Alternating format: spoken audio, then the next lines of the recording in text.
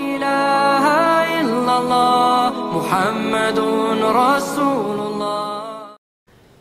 Innal hamdalillah nahmaduhu wa nasta'inuhu wa nastaghfiruhu wa na'udzu billahi min syururi anfusina wa min sayyiati a'malina may yahdihillahu fala mudhillalah wa man yudlil fala hadiyalah.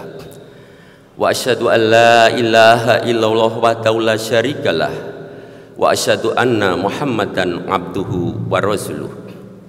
Allahumma sholli ala sayyidina Muhammadin wa ala alihi wa ashabihi ajma'in. Amma ba' fa ya ibadallah usikum wa nafsi bitaqwallah wa ta'atihi la'allakum tuflihun. Wa qala Allahu ta'ala fi kitabihil karim ya ayyuhalladzina amanu taqullaha haqqa tuqatih wa la tamutunna illa wa antum muslimun. Wa qala Nabi sallallahu alaihi wasallam ittaqillaha haitsuma kunta wa asbihi sayyatan hasanatan tamhuha wa khaliqin nasa bi khuluqin hasan. Masyirul jamaah salat Jumat rahimakumullah. Pada kesempatan yang berbahagia ini, pertama saya mengajak kepada para jamaah sekalian untuk selalu bersyukur kepadanya. Yang kedua, saya selaku khotib berwasiat pada diri sendiri dan para jamaah sekalian untuk senantiasa meningkatkan ketakwaan kita kepada Allah Subhanahu wa Ta'ala dimanapun tempatnya dan kapanpun waktunya. Semoga selawat dan salam tercurah pada junjungan kita Nabi Agung Muhammad SAW, keluarga, sahabat dan para pengikutnya. Masyarul jamaah sholat Jum'ah yang kami hormati, pada kesempatan yang berbahagia ini saya ingin mengulas sedikit terkait salah satu kewajiban kita dari banyak kewajiban kenapa kita sekalian terlahir di muka bumi ini. Sebagaimana Allah Subhanahu wa Ta'ala berfirman dalam surat Al-Imran 110, kuntum khaira ummatin ukhrijat linas ta'muruna bil ma'ruf wa tanhauna 'anil munkar wa tu'minuna billah walau amanna ahlul kitabi lakhana khairal lahum minhumul mu'minuna wa aktsaruhumul fasiqun. Kamu sekalian adalah umat yang terbaik yang dilahirkan untuk manusia, mengajak kepada kebaikan, mencegah pada kemungkaran dan beriman kepada Allah. Seandainya ahli kitab itu melakukannya, tentu itu lebih baik untuknya. Namun sebagian besar dari mereka termasuk golongan orang-orang yang fasik. Masyarul jamaah sholat Jum'ah rahimakumullah. Semoga kita yang hadir di dalam masjid ini tidak termasuk golongan orang-orang yang fasik, yaitu golongan orang-orang yang tahu aturannya tetapi tidak mau melakukan bahkan melanggarnya. Menilai apa yang ada di dalam surat Al-Imran 110 tersebut, saya akan meninjau dari dua perspektif. Yang pertama dalam perspektif konjungsi kausalitas, maka bisa dikatakan bahwa untuk menjadi umat yang terbaik itu harus melakukan tiga hal tadi, yaitu apa? Yang pertama mengajak kepada kebaikan, yang kedua mencegah pada kemungkaran, dan yang ketiga beriman kepada Allah. Umat yang terbaik tentu adalah umat yang bisa memberikan kebermanfaatan kepada umat yang lain dan bisa menjadi suri teladan. Bapak Ibu sekalian yang kami hormati, tentu dalam konteks pembahasan kali ini sekali lagi saya juga ingin menyampaikan, karena sering di dalam kehidupan kita mensalah tafsirkan. Yang pertama terkait dengan mengajak kebaikan, maka jangan dimaknai mengajak itu sebagai menyuruh atau memerintah. Tentu orang yang mengajak pun juga harus melakukan. Sebagai ilustrasi, misalnya saya mengajak saudara sekalian ke Jakarta, maka saya pun harus ke Jakarta. Tidak bisa saya berdiri di Jogja sementara orang yang lain kita suruh ke Jakarta. Yang kedua, mencegah pada kemungkaran ini harus kita maknai yang belum ada supaya tidak muncul, yang ada supaya tidak berkembang dan secara alami akan hilang dengan sendirinya. Kadang di masyarakat kita juga salah kaprah, mencegah kemungkaran ini diartikan sebagai menghancurkan, mendisrupsi dan seterusnya. Mungkin Bapak Ibu sekalian sering melihat juga, misalnya di bulan Ramadan, di saat kita berpuasa ada kewajiban bagi masyarakat tidak boleh membuka restoran di siang hari. Suatu ketika ada yang buka, nah dipaksa untuk ditutup, kadang bahkan disita barang dagangan milik pedagang kaki lima. Tentu Islam tidak mengajarkan demikian. Puasa menjadi kewajiban kita, bukan berarti bahwa lingkungannya juga harus berpuasa. Bapak Ibu sekalian, yang ketiga, bicara soal masalah keimanan, sebenarnya sifatnya adalah individual. Kita yakini dalam hati, kita ucapkan di dalam lisan, dan kita lakukan dalam perbuatan. Maka tentu menjadi tidak tepat kalau orang lain itu diharuskan menurut kita untuk memiliki kadar keimanan yang sama. Kita pun kadang sebagai individu pun juga kadar keimanannya naik turun.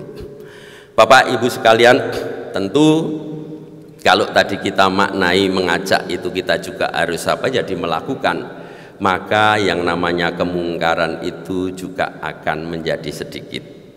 Begitu juga kemungkaran yang ada, kalau kita tidak berkontribusi di dalam penyuburan, maka lambat laun juga akan hilang dengan sendirinya. Tentu dikatakan tugas kita sebagai umat yang terbaik di hadapan manusia tidak tak terbatas pada agama yang sama, tapi agama yang berbeda pun juga kita bisa harus memberikan contoh yang terbaik. Jamaah sholat Jum'ah rahimakumullah. Yang kedua, saya ingin meninjau dari perspektif konjungsi kronologis. Maka sebagaimana termaktub di dalam surat Al-Imran 110, jika kita ingin menjadi umat yang terbaik di hadapan umat yang lainnya, di hadapan manusia, maka ketika hal itu harus dilakukan secara kronologis berurutan. Yang pertama, tentu kita harus mengajak pada kebaikan terlebih dahulu. Kadang di masyarakat kita mengajak aja belum sudah mendisrupsi yang dianggap sebagai kemungkaran. Tentu Bapak Ibu sekalian, kalau langkah pertama itu kita mengajak pada kebaikan, maka saya yakin umat yang berbeda agama pun akan mudah menerima kita. Kadang banyak yang dibolak-balik yang menjadikan umat yang terbaik itu tidak segera terwujud. Sebagai contoh Bapak Ibu sekalian, kalau kita mengajak pada kebaikan, misal ingin mengajak pada disiplin tepat waktu, tentu dari diri kita misalnya menjadi seorang pimpinan pun juga harus memberikan contoh tepat waktu. Termasuk sistem yang kita bangun juga harus mendukung ke arah sana. Mungkin bagi kita kalangan akademisi tidak heran, bukan asing lagi kalau ada yang namanya rapat senat. Rapat senat itu selalu ditunda untuk mencapai quorum, Bapak Ibu sekalian. Bagi saya sistem itu tentu tidak sistem yang mendidik untuk mengajak kepada kebaikan, khususnya disiplin tepat waktu. Kenapa? Karena sistem itu memberikan reward, penghargaan kepada orang yang terlambat dan menghukum pada orang yang datang tepat waktu. Bapak Ibu sekalian, mungkin ada yang bertanya, terus solusinya bagaimana? Solusinya mudah sebenarnya. Hanya dengan sistem yang kita buat, misalnya undangan rapat Senat jam 11, maka berikan catatan di bagian bawah. Pintu ruang Senat akan ditutup 15 menit sebelum dimulai. Begitu jam 11 tepat dinyatakan quorum.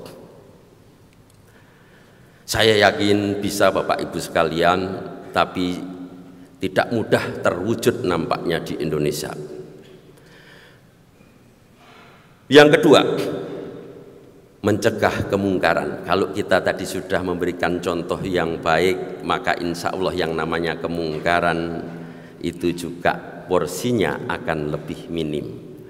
Dan sebagaimana tadi saya sampaikan di depan, bahwa mencegah kemungkaran ini jangan diartikan merusak ataupun mendisrupsi. Namun yang belum muncul agar tidak muncul, yang sudah ada agar tidak berkembang dan akhirnya hilang dengan sendirinya. Yang ketiga, bicara soal masalah keimanan, karena sifatnya pribadi, maka sulit bagi kita untuk kita sampaikan di hadapan umat yang berbeda agama. Oleh karena itu harus kita wujudkan dalam lisan kita dan perilaku kita, sehingga orang yang beda agama pun bisa menjadikan kita sebagai umat yang terbaik dan menjadi teladan buat mereka.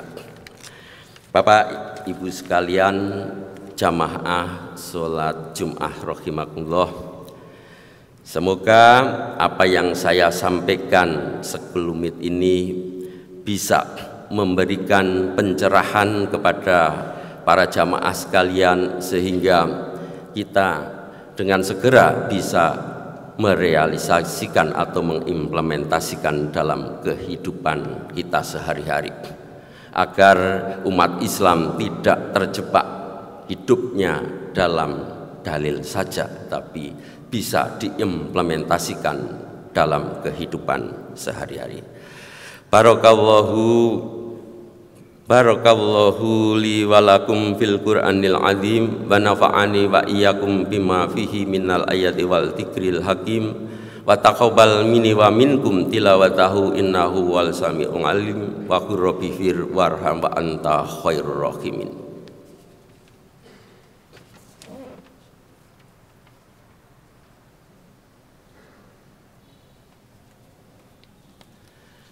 Alhamdulillahilladzi arsala rasulahu bil huda wa dinil haq liyudhhira ala dini kullihi wa kafa billahi syahidan. Asyhadu an la ilaha illallah wahdahu la syarikalah wa asyhadu anna Muhammadan abduhu wa rasuluh. Ya ayyuhalladzina amanu taqullaha haqqa tuqatih wa la tamutunna illa wa antum muslimun.